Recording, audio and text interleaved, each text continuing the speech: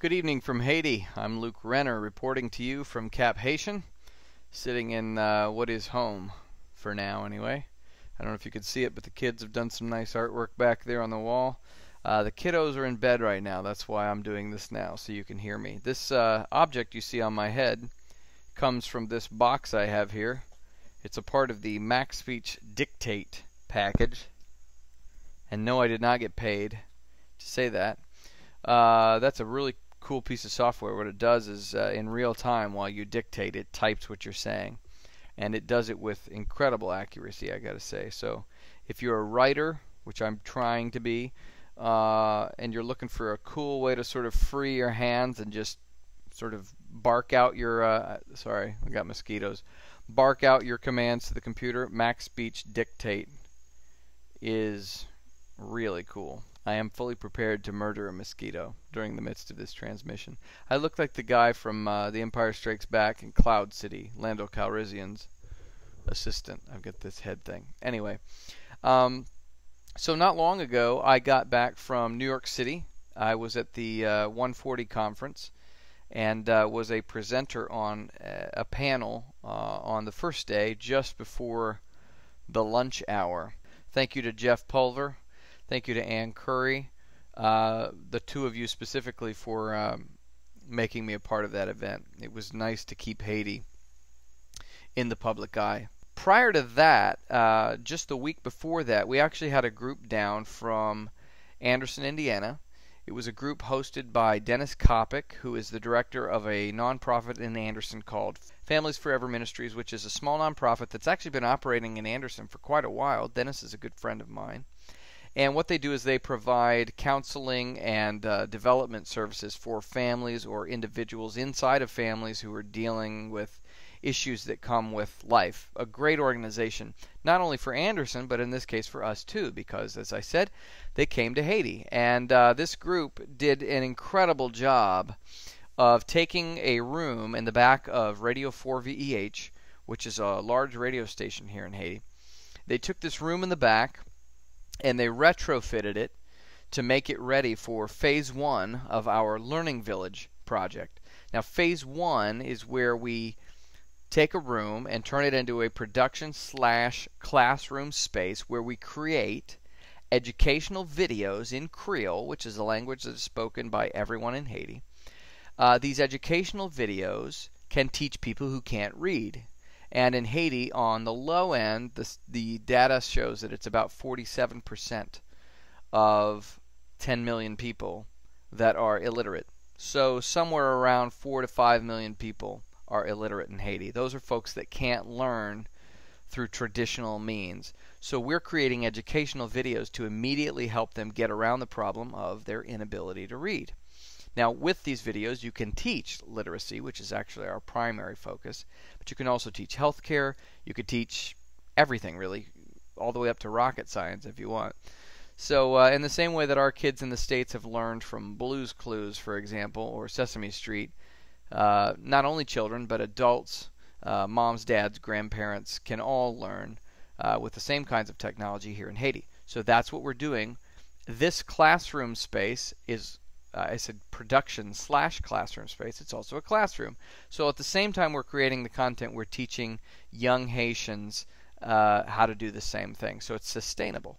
So anyway, this group from Anderson came down and they worked their butts off and we got this thing knocked out. And I just want to say thanks to Dennis, Gary, Skip, Neil, Kent, Missy, and then I brought down Chris as well from Michigan as the project manager. He's kind of a construction type. And then I threw my hat in the ring too, and I was there getting down and dirty with those guys as well. And they just did an incredible job. So thank you to every single one of you who came from that group, and thanks to everyone who made it possible for them to come, because I know that the trip is not a cheap trip. It's certainly not free. So thanks to everybody who contributed toward their expense and toward the cost of materials that we incurred. So that was just an incredible thing that happened just prior to the 140 conference. Where we are now is we have a next step need for that room. The room alone isn't really enough. We've gotten a wall put up, we've gotten a door put up, we've painted. They laid tile. I say they, I was helping them as well, so we laid tile. Indiana Wesleyan University, as you may know, last year donated 15 computers for this project. We don't have anything to set those computers on. We have a room now. It's secure, it's air conditioned, it's clean, it's tiled, it rocks, quite frankly. But there's that mosquito. But we don't have anything to put the computers on. We don't have anything to set the students at. We don't have furniture. So I started investigating furniture in the States and quickly realized that that's not the best option. What you may not know is that it costs $1.50 per pound for us to ship things like, well, anything into Haiti. Then on top of that, it can cost as much as 40% of the value of that item in customs fees. So it very quickly became obvious to me that buying furniture in the States, which is typically very heavy, and shipping it in at $1.50 a pound and paying customs on it was not exactly the best idea for Haiti. So what we've decided to do is hire local carpenters to create the furniture here in Haiti. That'll do two things. One, it allows us to create furniture that is custom tailored for this limited space that we're in, which is very important because it's not a giant space. So it allows us to create the exact pieces that we need to do the exact jobs that need to be done within the constraints of the room that we have. The second thing that it does is it gives jobs to Haitians here locally. And so that's a really big deal in Haiti. The unemployment rate is somewhere around 65 to 75%. So there was a lot of people looking for work. So while we're also meeting our own needs, practical needs for the classroom, we are meeting the needs of the local workforce. We're giving out jobs. So it's a win-win, and I think there's even another win that I would throw on there, because we will also be able to take that furniture when we move into a larger space someday and move it with us. So it's sort of transferable, if you will. It's not something we're going to have to do again. So it's a really great plan. It cost $2,500. I took these designs, worked on some of these designs here. Here's one. There's a cubby. There's a piece of furniture. Here are the desk designs. Here are the chair designs, and teacher stand and workstation designs. Took all these down with the measurements and whatnot, and met with the wood shop here locally, and they gave us the price. And the price comes out to $2,500. So we need your help to raise that. Some of you have money and you want to give your money, and that's great. Some of you can pray and are very good at that and have prayed in resources for us before. So I would hope and almost even expect that those of you who are really good at praying would pray. Pray, pray, pray. And others of you may not have a whole lot of money, may not be prayers per se, but may be really good at organizing the troops, whether that's on Twitter or Facebook or your local community center or church or mom's group or whatever.